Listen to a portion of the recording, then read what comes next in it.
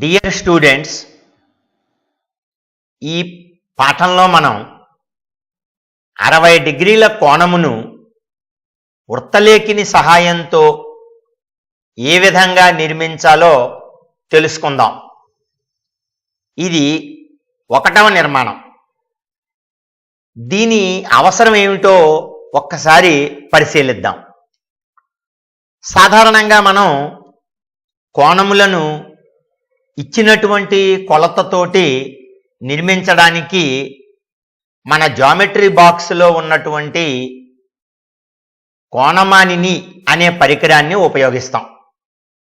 అయితే త్రిభుజాలు, చతుర్భుజాలు మరియు వృత్తాలకి సంబంధించినటువంటి స్పర్శరేఖలు, ఇటువంటి నిర్మాణాలు మీరు 8, 9, 10 తరగతుల్లో చేసేటప్పుడు కోణమానిని ఉపయోగించకుండా మరి 60 డిగ్రీలు, 30 డిగ్రీలు, 45 డిగ్రీలు, 90 డిగ్రీలు, 120 డిగ్రీలు వంటి కోణములను నిర్మించవలసి వస్తుంది.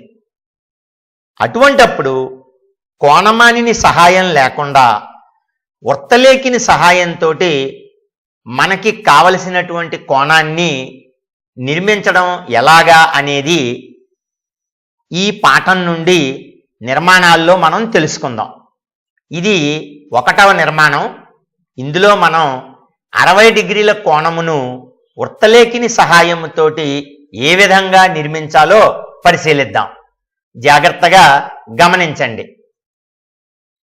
ఈ నిర్మాణంలో మొదటి స్టెప్ని పరిశీలించండి. కొంత పొడవుతో ఏబి అను ఒక రేఖాఖండమును నిర్మించుము అన్నారు. అంటే మనకి కావలసిన 60 డిగ్రీల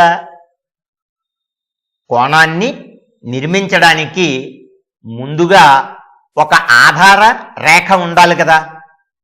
అది ఏబి అనే ఒక రేఖాఖండం రూపంలో కొంత పొడవుతోటి మనం నిర్మించాలి. ఇక్కడ పొడవు ఖచ్చితంగా ఇంతే ఉండాలి అని చెప్పలేదు కాబట్టి కొన్ని సెంటీమీటర్లతోటి మనం ఈ రేఖాఖండాన్ని నిర్మించవచ్చు. సాధారణంగా మరి జామెట్రీ బాక్స్లో రేఖాఖండాలకి నిర్మించడానికి మనం స్కేల్ అనే పరికరాన్ని ఉపయోగిస్తాం. కాబట్టి మనం ఇప్పుడు జామెట్రీ బాక్స్లోంచి స్కేల్ అనే పరికరాన్ని తీసుకుందాం. ఇదిగో ఇక్కడ నేను స్కేల్ తీసుకున్నాను. ఇప్పుడు ఈ స్కేలు ఉపయోగించి కొంత పొడవుతోటి ఏబి అనే ఒక రేఖాఖండాన్ని నిర్మిద్దాం. జాగ్రత్తగా పరిశీలించండి. 0 దగ్గర మొదలుపెట్టి మనం ఎంతో కొంత పొడవుతోటి నిర్మించవచ్చు. కాబట్టి ఉదాహరణకి 10 సెంటీమీటర్ల దాకా నేను ఒక రేఖాఖండాన్ని నిర్మించాను. మరి మనం ఇప్పుడు ఈ స్కేలుని తొలగిద్దాం. దీని తర్వాత మనం మరి దీనికి ఏబి అని పేరు పెట్టాలి కదా. కాబట్టి మనం ఏ అనే అక్షరాన్ని మొదట, తర్వాత బి అనే అక్షరాన్ని రెండో చివర ఈ రేఖాఖండానికి పేరుగా ఉపయోగిద్దాం. ఇప్పుడు ఈ నిర్మాణంలో మనం ఫస్ట్ స్టెప్లో కొంత పొడవుతోటి ఏబి అనే ఒక రేఖాఖండాన్ని నిర్మించడం జరిగింది. ఇది మీకు బాగా అర్థమైందా? ఓకే, ఇప్పుడు మనం రెండో స్టెప్లోకి ప్రవేశిద్దాం. రెండవ స్టెప్ని పరిశీలించండి. ఇందులో మనం ఏం చేయాలి? ఏ కేంద్రముగా కొంత వ్యాసార్థముతో ఒక చాపమును నిర్మించుము. అది ఏబి రేఖాఖండమును సి బిందువు వద్ద ఖండించినది అనుకొనుము. అంటే ఇప్పుడు మనం ఇంతకు ముందు స్టెప్లో ఏబి అనే ఒక రేఖాఖండాన్ని నిర్మించాం. మరి దానిలో ఈ ఏ అనేటటువంటి ఈ బిందువుని కేంద్రంగా తీసుకుని ఇప్పుడు మనం ఎంతో కొంత వ్యాసార్థముతోటి ఒక చాపము నిర్మించండి అన్నారు. అయితే ఆ చాపము ఈ ఏబి అనే రేఖాఖండమును ఒక బిందువు దగ్గర ఖండించేటట్లుగా నిర్మించాలి. అంతేకాకుండా ఆ బిందువుకి సి అనే పేరు పెట్టమన్నారు. మరి మన జామెట్రీ బాక్స్లో ఈ చాపము నిర్మించడానికి ఉపయోగించే పరికరం ఏమిటో మీకు తెలుసా? వెరీ గుడ్, వృత్తలేఖిని. కాబట్టి ఇప్పుడు మనం వృత్తలేఖిని తీసుకుందాం. ఈ వృత్తలేఖినికి 2 హ్యాండ్స్ ఉంటాయి. ఇందులో ఒకదానికి ముళ్ళు భాగం, రెండవ దానికి పెన్సిల్ అమర్చబడి ఉంటాయి. ఇప్పుడు ఈ ముళ్ళు భాగాన్ని ఏ అనే బిందువుతోటి ఏకీభవించేటట్టుగా ఈ విధంగా ఉంచండి. ఎందుకంటే ఏ కేంద్రముగా నిర్మించాలన్నారు కాబట్టి చాపము ఏ దగ్గర ఈ ముళ్ళు భాగాన్ని మనం ఇలాగా ఏకీభవించేటట్టుగా ఉంచాలి. మరి ఇక్కడ వ్యాసార్థం ఖచ్చితంగా ఇన్ని సెంటీమీటర్లు ఉండాలని చెప్పలేదు కదా. అందువల్ల మనం ఎంతో కొంత వ్యాసార్థం తీసుకోవచ్చు. కాబట్టి మనం ఈ పెన్సిల్ని కొంచెం దూరం ఈ విధంగా లాగి మనం వ్యాసార్థాన్ని నిర్ణయిద్దాం. ఇప్పుడు మరి మనం గీయబోయేటటువంటి నిర్మించబోయే చాపము ఈ ఏబి అనేటటువంటి రేఖాఖండాన్ని సి అనే బిందువు దగ్గర ఖండించేటట్లుగా నిర్మించమన్నారు. కాబట్టి మనం వృత్తలేఖిని కొంచెం కిందకి దింపి అప్పుడు ఇక్కడ మనం చాపాన్ని ఈ విధంగా నిర్మిద్దాం. ఇది మనకు కావలసినటువంటి చాపం అన్నమాట. ఇప్పుడు ఈ ఖండన బిందువు దగ్గర నుంచి ఈ ఏ దాకా ఉన్నటువంటి ఈ దూరం మనం నిర్మించిన చాపం యొక్క వ్యాసార్థం అవుతుందన్నమాట. మరి ఖండన బిందువుకి సి అని పేరు పెట్టమన్నారు కదా. కాబట్టి మనం ఈ ఖండన బిందువుని తీసుకుని సి అని పేరు పెడదాం. ఓకే, ఇదిగో ఈ సి అని పేరు పెట్టాను. ఇప్పుడు మీకు వారు అడిగినటువంటి స్టెప్ కంప్లీట్ అయిందో లేదో చూడండి. ఏ కేంద్రముగా కొంత వ్యాసార్థముతో ఒక చాపము నిర్మించాం. అది ఏబి అనే రేఖాఖండమును సి వద్ద ఖండించినది అనుకొనుము. ఇక్కడ మనం ఖండన బిందువుకి సి అనే పేరు పెట్టాం. ఇందులో మీకు ఏదైనా డౌట్ ఉందా? ఓకే, అయితే మరి మనం నెక్స్ట్ స్టెప్లోకి ప్రవేశిద్దాం. ఈ నిర్మాణంలో 3వ స్టెప్ని గమనించండి. సి కేంద్రముగా మరలా ఒక చాపమును అంతే వ్యాసార్థముతో మొదటి చాపమును ఖండించున్నట్లుగా నిర్మించుము. మనం ఇంతకుముందు 2వ స్టెప్లో ఏబి అనే రేఖాఖండాన్ని సి అనే బిందువు దగ్గర ఖండించేటట్లుగా ఏసి అనే కొంత వ్యాసార్థంతో వృత్తలేఖిని సహాయంతో ఒక చాపాన్ని నిర్మించాం. మరిప్పుడు మళ్ళా ఈ ఖండన బిందువు సిని కేంద్రంగా తీసుకోమంటున్నారు. తీసుకుని అంతే వ్యాసార్థంతో మళ్ళా ఈ మొదటసారి నిర్మించినటువంటి ఈ చాపాన్ని ఖండించేటట్టుగా ఒక చాపాన్ని నిర్మించమంటున్నారు. అంతేకాకుండా ఈ 2 చాపములు ఖండించుకున్నటువంటి ఖండన బిందువుకి డి అని పేరు పెట్టమన్నారు. కాబట్టి మనం ఈ స్టెప్లో చెప్పినటువంటి నిర్మాణాన్ని చేద్దాం. పరిశీలించండి. చూడండి, ఇందాక మనం వృత్తలేఖిని తీసుకుని ఏ కేంద్రంగా ఉండాలన్నారని ఏ దగ్గర ముళ్ళు పెట్టాం. అప్పుడు ఆ ఏ దగ్గర పెట్టినటువంటి ముళ్ళు దగ్గర నుంచి మనం ఏసి అనే వ్యాసార్థంతో ఒక చాపాన్ని నిర్మించాం. మరి ఇప్పుడు 2వ చాపం కూడా అదే వ్యాసార్థం ఉండాలన్నారు. కాబట్టి నేను మళ్ళా వృత్తలేఖిని ఇందాక ఎంత వ్యాసార్థం తీసుకున్నానో మళ్ళా అదే వ్యాసార్థం ఉండేటట్టుగా ఇక్కడ ఏర్పాటు చేశాను. ఇప్పుడు మరి కేంద్రం మారింది, సి కేంద్రం అన్నారు. కాబట్టి ఈ సి బిందువుని కేంద్రం అన్నారు కనుక మరి ముళ్ళు మనం ఎక్కడ పెట్టాలి? వృత్తలేఖిని యొక్క ముళ్ళు దీన్ని ఏ దగ్గర నుంచి సి దగ్గరికి జరపాలి. కాబట్టి ఇప్పుడు ఈసారి కేంద్రం సి అవుతుంది అన్నమాట. ఓకే, తేడాన్ని గమనించారా? ఇప్పుడు ఈ సి దగ్గర మనం వృత్తలేఖిని అమర్చి దీని కేంద్రంగా మనం మరి ఒక చాపాన్ని నిర్మించమన్నారు. మరి వృత్తలేఖిని కావలసిన విధానంలో దీన్ని ఈ విధంగా తిప్పుకుని మరి ఇక్కడ ఈ మొదటి చాపాన్ని ఖండించేటట్టుగా రెండవ చాపాన్ని నిర్మిద్దాం. ఇదిగో ఈ రెండవ చాపాన్ని ఈ విధంగా నిర్మించాలన్నమాట. ఇప్పుడు మళ్ళా వృత్తలేఖిని మామూలుగా అమర్చి దీన్ని తొలగించేద్దాం. వృత్తలేఖిని పని మనకి అవసరం లేదు కాబట్టి. ఇప్పుడు ఇక్కడ ఏర్పడినటువంటి ఈ కొత్తగా ఏర్పడిన ఖండన బిందువుకి మరి డి అని పేరు పెట్టమన్నారు కదా. కాబట్టి మనం ఈ ఖండన బిందువుని డి అని పేరు పెడదాం. ఓకే, అదిగో ఖండన బిందువుకి డి అని పేరు పెట్టాం. ఇది మనం మూడో స్టెప్లో చేసినటువంటి నిర్మాణం.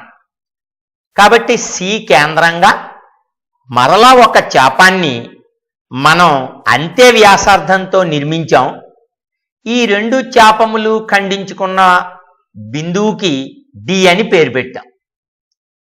ఇంతవరకు మీకు బాగా అర్థమైందా? మరి నెక్స్ట్ స్టెప్లోకి ప్రవేశిద్దాం. ఈ నాలుగో స్టెప్లో మనం చేయవలసిన నిర్మాణం ఏమిటో పరిశీలించండి. ఏడి బిందువులను కలుపుము. ఇది మనం చేయవలసిన పని. ఎలా కలపాలి? స్కేల్ ఉపయోగించి ఈ ఏ అనే బిందువుని డి అనే బిందువుని కలపాలి. ఆ విధంగా కలిపితే మనకు కావలసిన 60 డిగ్రీల కోణం ఏర్పడుతుంది. నిజంగా 60 డిగ్రీలు ఏర్పడిందా లేదా అనేది కోణం యొక్క కొలతని కోణమానినితోటి కూడా మనం పరీక్షించాలి. కాబట్టి మనం ఇప్పుడు స్కేలు సహాయంతో ఈ రెండు బిందువుల్ని కలిపి మనం కోణాన్ని ఏర్పరుద్దాం. జాగ్రత్తగా పరిశీలించండి. ఇక్కడ ఏ డి బిందువుల్ని కలపడానికి స్కేల్ని ఏ విధంగా అమర్చాలో చూడండి. ఈ అంచు దగ్గర ఏ డి బిందువులతోటి ఈ స్కేల్ యొక్క అంచు ఏకీభవించేటట్లుగా ఉంచాలి. ఉంచి ఇప్పుడు మనం ఈ ఏ దగ్గర నుంచి ప్రారంభించి డిని కలుపుతూ ఒక రేఖని నిర్మించాలి. ఇది మనకు కావలసినటువంటి రేఖ అవుతుందన్నమాట. చూడండి, ఇప్పుడు మనం ఈ రెండు బిందువుల్ని కలిపామా లేదా పరిశీలించండి. అదిగో ఏడి అనే రెండు బిందువుల్ని మనం కలిపాం. ఇప్పుడు ఇక్కడ ఏర్పడినటువంటి కోణం 60 డిగ్రీలు ఉందా లేదా అనే విషయాన్ని కోణమానినితోటి పరీక్షించమంటున్నారు. అది ఏ విధంగా పరీక్షించాలో కోణమానిని తీసుకుని చూద్దాం. ఈ నిర్మాణంలో ఏర్పడిన కోణము కొలత 60 డిగ్రీలు ఉందా లేదా పరీక్షించడానికి చూడండి, ఇక్కడ కోణమానిని ఏ విధంగా అమర్చాను. ఈ కోణమానిని యొక్క మధ్య బిందువు ఏ తోటి ఏకీభవించేటట్లుగాను ఈ 0 నుంచి 180 డిగ్రీలు ఉన్నటువంటి ఈ రేఖ మనం నిర్మించిన రేఖాఖండముతోటి ఏకీభవించేటట్టుగాను ఇక్కడ కోణమానిని అమర్చాను. ఇప్పుడు ఇది మొట్టమొదట 0 భాగం చూపిస్తోంది. మనం అపసవ్య దిశలో కోణాన్ని కొలవాలి కాబట్టి 0 దగ్గర నుంచి మొదలు పెడితే 0, 10, 20, 30, 40, 50, 60 డిగ్రీల దగ్గర మనం నిర్మించినటువంటి రేఖ కనపడుతోంది. కాబట్టి మనకి కోణం యొక్క కొలత ఖచ్చితంగా 60 డిగ్రీలు వచ్చింది అని చెప్పచ్చు అన్నమాట. కాబట్టి కోణమానినితోటి మనం పరీక్షించినప్పుడు మనము నిర్మించిన కోణం యొక్క కొలత 60 డిగ్రీలు వచ్చింది అని దీని ద్వారా మనం నిర్ధారించవచ్చు. కాబట్టి ఈ విధంగా మనం నిర్మించినటువంటి కోణాన్ని కోణమానినితోటి పరీక్షించామన్నమాట. ఇప్పుడు మనం ఇక్కడ కోణం యొక్క కొలతని 60 డిగ్రీలుగా గుర్తిద్దాం. ఇదిగో ఇక్కడ మనం 60 డిగ్రీలు అని రాద్దాం. సో మనకి ఈ నిర్మాణంలో 60 డిగ్రీల కొలత ఉన్నటువంటి కోణాన్ని వృత్తలేఖిని సహాయంతో ఏ విధంగా నిర్మించాలో మనం నేర్చుకోవడం జరిగింది. ఇందులో మొత్తం 4 స్టెప్పులు ఉన్నాయి. ఏమిటవి? మొట్టమొదట కొంత పొడవుతోటి ఏబి అనే రేఖాఖండాన్ని నిర్మించాం. ఆ తర్వాత ఏ కేంద్రంగా కొంత వ్యాసార్థంతో ఒక చాపాన్ని నిర్మించాం. ఆ చాపము ఈ ఏబి అనే రేఖాఖండాన్ని సి దగ్గర ఖండించింది అనుకున్నాం. తర్వాత సి కేంద్రంగా మళ్ళా అంతే వ్యాసార్థంతో మరి ఒక చాపాన్ని నిర్మించాం. అది ఈ మొదటి చాపాన్ని ఖండించేటట్టుగా నిర్మించాం. వాటి ఖండన బిందువుని డి అని పేరు పెట్టాం. ఆ తర్వాత ఈ ఏ అనే బిందువుని డి అనే బిందువుని మనం స్కేల్ ఉపయోగించి కలిపాం. ఆ విధంగా కలిపినప్పుడు మనకి యాంగిల్ బిఏడి అనే కోణం ఏర్పడింది. దీని విలువ 60 డిగ్రీలని మనం కోణమానినితోటి పరీక్షించాం. కాబట్టి ఈ నిర్మాణంలో మొత్తం 4 స్టెప్పులు ఉన్నాయి. ఈ 4 స్టెప్పుల్ని మీరు కనుక జాగ్రత్తగా చేయగలిగితే మీరు ఈ నిర్మాణాన్ని ఖచ్చితంగా నేర్చుకోగలుగుతారు. మరి నిర్మాణం పూర్తి అయిన తర్వాత మీరు చేసినటువంటి ఈ 4 స్టెప్పుల్ని ఒక చోట వరుస క్రమంలో రాస్తే అదే నిర్మాణ క్రమం అవుతుందన్నమాట. ప్రతి ఒక్కళ్ళు కూడా నిర్మాణాలు చేసేటప్పుడు నిర్మాణ క్రమం రాయడం మాత్రం మర్చిపోకూడదు. ఓకే, ఈ నిర్మాణం మీకు బాగా అర్థమైందా? మరి తరువాత మరొక నిర్మాణాన్ని గురించి నెక్స్ట్ పాఠంలో తెలుసుకుందాం. రెండవ నిర్మాణము 30 డిగ్రీల కొలత గల కోణమును వృత్తలేఖిని సహాయముతో నిర్మించుట.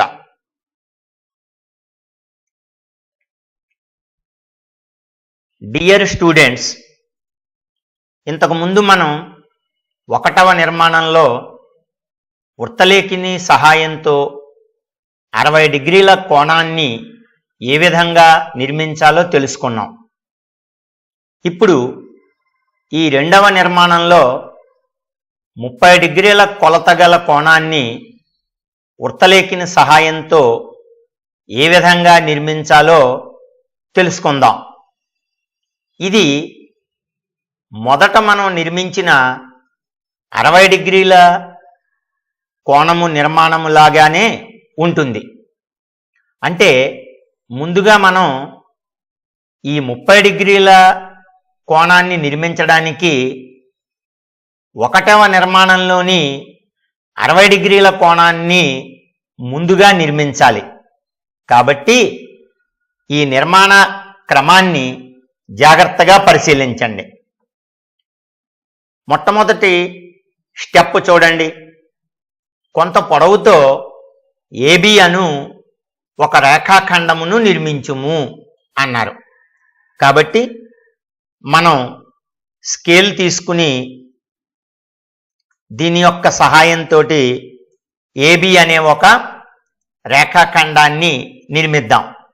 ఇక్కడ కొంత పొడవు అన్నారు కనుక పొడవు మనకి వివరంగా ఇవ్వలేదు కాబట్టి మనం సుమారుగా 10 సెంటీమీటర్ల పొడవు ఉన్నటువంటి ఒక రేఖాఖండాన్ని నిర్మించాం. ఇప్పుడు దీనికి మనం ఏబి అని పేరు పెడదాం. సో మొట్టమొదట బిందువు ఏ అని, రెండవ బిందువుకి బి అని పేరు పెట్టాం. ఈ విధంగా ఏబి అనే ఒక రేఖాఖండాన్ని కొంత పొడవుతోటి మనం నిర్మించాం. మరి రెండవ స్టెప్ని ప్రవేశించి దానిలో నిర్మాణం ఏ విధంగా చేయాలో తెలుసుకుందాం. రెండవ స్టెప్ని పరిశీలించండి. ఏ కేంద్రముగా కొంత వ్యాసార్థముతో ఒక చాపమును ఏబి రేఖాఖండమును ఖండించున్నట్లుగా నిర్మించుము అన్నారు. ఖండన బిందువుకి సి అని పేరు పెట్టుము. కాబట్టి మనం ఈ ఏ అనే బిందువుని కేంద్రంగా తీసుకుని ఎంతో కొంత వ్యాసార్థంతో ఒక చాపం ఈ ఏబి అనే రేఖాఖండాన్ని ఖండించేటట్లుగా నిర్మిద్దాం. దానికోసం మనం వృత్తలేఖిని తీసుకుని ఈ వృత్తలేఖిని యొక్క ముళ్ళు ఏ భాగంతో బిందువుతోటి ఏకీభవించేటట్లుగా ఉంచి, ఎందుకంటే ఏ కేంద్రంగా తీసుకోవాలని చెప్పారు కాబట్టి కొంత వ్యాసార్థము ఇక్కడ మనం తీసుకుని ఈ వ్యాసార్థముతోటి మనం ఒక చాపాన్ని ఈ ఏబి అనే రేఖాఖండాన్ని ఖండించేటట్టుగా ఈ విధంగా నిర్మిద్దాం. నిర్మించిన తర్వాత మరి ఇక్కడ ఈ ఖండన బిందువుకి సి అని పేరు పెట్టమన్నారు కదా, కాబట్టి దీనికి మనం సి అని పేరు పెడదాం.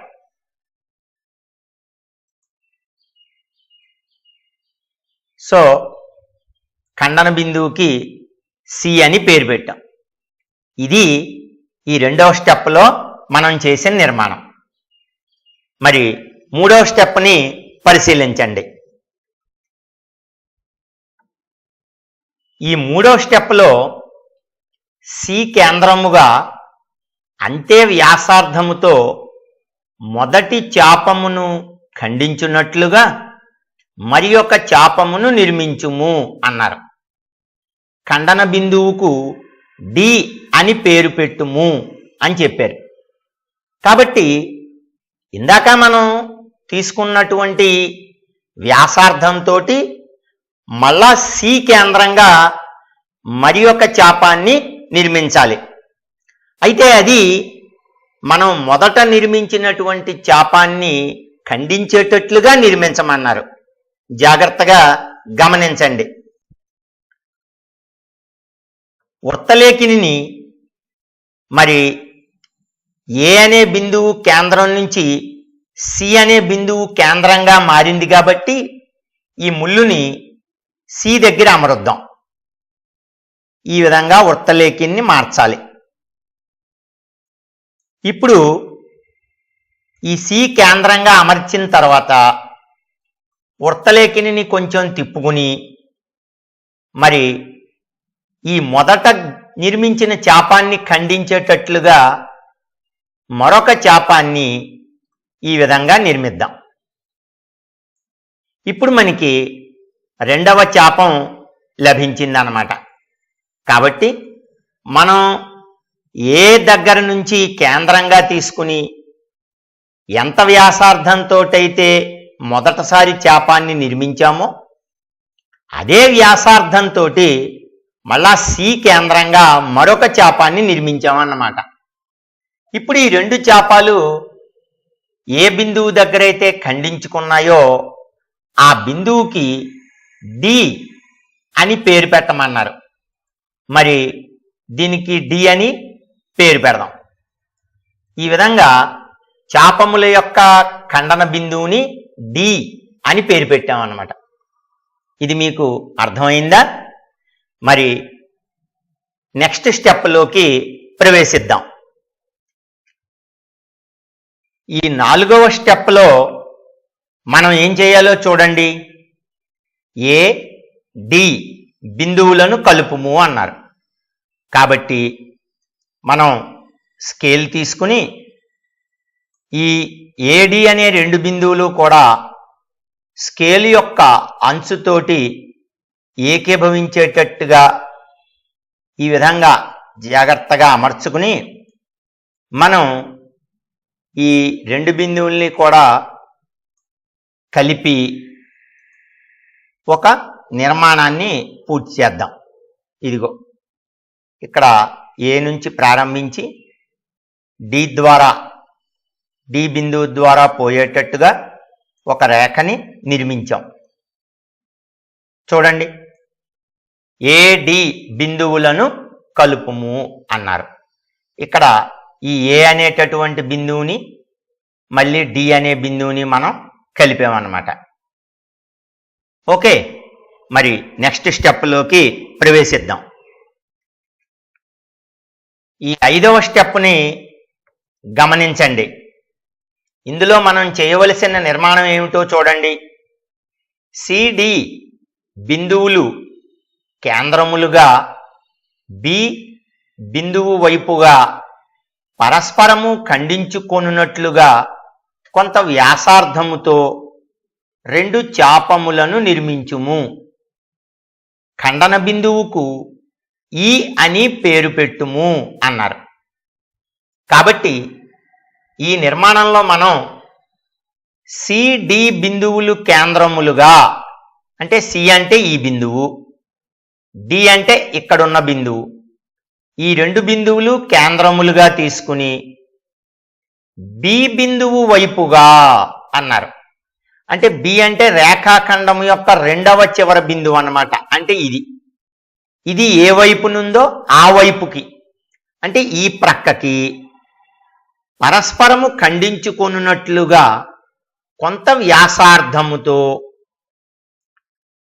కాబట్టి మనం నిర్మించబోయే 2 చాపములు కూడా ఒకదాన్నొకటి ఖండించుకునేటట్టుగా మనం కొంత వ్యాసార్థాన్ని తీసుకుని 2 చాపములను నిర్మించుము అన్నారు. కాబట్టి ఈ నిర్మాణం మనం ఇప్పుడు చేద్దాం. చాపములు నిర్మించాలంటే మనం వృత్తలేఖిని సహాయం తీసుకోవాలి. కాబట్టి ఇందాక మనం ఎంతైతే వ్యాసార్థంతో సి దగ్గర నుంచి చాపాన్ని ఇక్కడికి నిర్మించామో అదేవిధంగా ఇప్పుడు అంతే వ్యాసార్థాన్ని నేను తీసుకున్నాను. ఇప్పుడు సి కేంద్రముగా బి వైపుకి వచ్చేటట్టుగా ఒక చాపం నిర్మిద్దాం. చూడండి, వృత్తలేఖిని ఈ విధంగా కొంచెం వంచుకుని మనం ఇక్కడ ఒక చాపాన్ని ఈ విధంగా నిర్మిద్దాం. ఇది మనం సి దగ్గర నుంచి నిర్మించినటువంటి చాపం అన్నమాట. మరి ఇదే వ్యాసార్థంతో వ్యాసార్థం మారకుండా మళ్ళా మనం డి దగ్గర నుంచి కూడా నిర్మించాలి కదా. కాబట్టి మనం ఈ ముళ్ళుని జాగ్రత్తగా డి బిందువు దగ్గరికి తీసుకెళ్ళి మనం వృత్తలేఖిని తగిన విధంగా అమర్చుకుని ఇదిగో ఈ చాపాన్ని ఖండించేటట్టుగా మనం 2వ చాపాన్ని ఈ విధంగా నిర్మిద్దాం. ఇప్పుడు చూడండి, వారు అడిగిన నిర్మాణం చేశామా లేదా. సి బిందువు కేంద్రంగా బి వైపుకు వచ్చేటట్టుగా ఒక చాపాన్ని, ఇగో ఈ పై చాపాన్ని, అలాగే డి బిందువు కేంద్రంగా మళ్ళా బి వైపుకు ఉండేటట్టుగా 2వ చాపాన్ని ఇక్కడ మనం నిర్మించాం. ఇప్పుడు ఈ ఖండన బిందువుకి ఏమని పేరు పెట్టమన్నారు? ఈ అని పేరు పెట్టమన్నారు. ఇదిగో ఖండన బిందువుకి ఈ అని పేరు పెట్టాం. ఈ విధంగా ఈ నిర్మాణంలో మనం 5 స్టెప్పులు పూర్తి చేశాం.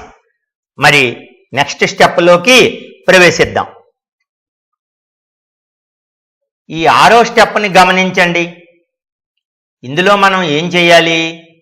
ఏఈ బిందువులను కలుపుము. ఏర్పడిన యాంగిల్ బిఏఈ కొలతను కోణమానినితో కొలిచి పరీక్షించుము. అది మనకి 30 డిగ్రీలు అని చెప్పి గుర్తించాలి. కాబట్టి ముందుగా మనం ఏఈ, ఇక్కడ ఏ అంటే ఈ బిందువు ఏ, ఈ అంటే కొత్తగా ఏర్పడిన ఖండన బిందువు. ఇప్పుడు ఈ 2 బిందువుల్ని కలపమన్నారు. కాబట్టి మనం స్కేల్ తీసుకుని ఈ రెండు బిందువుల్ని కలుపుదాం. చూడండి, ఏ దగ్గర ఈ దగ్గర ఈ అంచులు ఏకీభవించేటట్టుగా ఉంచాలి. ఉంచి అప్పుడు మనం వాటిని కలపాలి. సో ఏ దగ్గర నుంచి మొదలుపెట్టి స్కేల్ సహాయంతో ఈ విధంగా ఈ గుండా పోయేటట్టుగా ఒక రేఖని నిర్మిస్తే మనం ఈ బిందువుల్ని కలిపినట్టు అయింది. ఇప్పుడు కోణమానిని సహాయంతో యాంగిల్ BAE ఈ కోణం యొక్క కొలతని పరీక్షించాలి. చూడండి, కోణమానిని తీసుకుందాం. ఈ కోణమానిని యొక్క మధ్య బిందువుని ఏ అనే బిందువుతోటి ఏకీభవించేటట్టుగా ఉంచాలి. మరియు ఈ అడుగునున్నటువంటి ఈ 180 డిగ్రీలు 0 డిగ్రీలని కలిపేటటువంటి రేఖ మనం నిర్మించినటువంటి AB అనే రేఖాఖండంతో ఏకీభవించాలి. అప్పుడు చూడండి, మనం ఈని కలుపుతూ ఒక రేఖని ఇందాక మనం నిర్మించాం. అది సరిగ్గా ఇక్కడ 30 డిగ్రీల్లోంచి పోతోంది. చూడండి, ఇదేమో 0, 10, 20, 30 డిగ్రీలు. కాబట్టి మరి యాంగిల్ BAE అంటే BAE అంటే ఇది అన్నమాట. కాబట్టి ఈ మధ్య కోణం సరిగ్గా 30 డిగ్రీలు ఉందా? అదేవిధంగా మరి యాంగిల్ BAD ఎంత ఉందో చూడండి, 60 డిగ్రీలు. కాబట్టి ముందు మనం 60 డిగ్రీలు కోణాన్ని నిర్మించాం, దాన్ని సమద్విఖండన చేసామన్నమాట. అంటే రెండు సమాన భాగాలు చేశాం. అప్పుడు మనకి ఒక కోణం యొక్క కొలత 30 డిగ్రీలు వచ్చిందనమాట. సో ఈ విధంగా మనం మరి 30 డిగ్రీల కొలత ఉన్నటువంటి కోణాన్ని వృత్తలేఖిని సహాయంతో నిర్మించడం జరిగింది. మీకు ఈ యొక్క నిర్మాణం బాగా అర్థమైందా? మరి ఈ నిర్మాణం పూర్తయిన తర్వాత మనం మొత్తం 6 స్టెప్పుల్లో ఈ నిర్మాణాన్ని పూర్తి చేశాం. కాబట్టి ఈ 6 స్టెప్పులు ఒకచోట మీరు రాసినట్టయితే అది ఈ నిర్మాణం యొక్క నిర్మాణ క్రమం అవుతుందన్నమాట. Okay, thank you.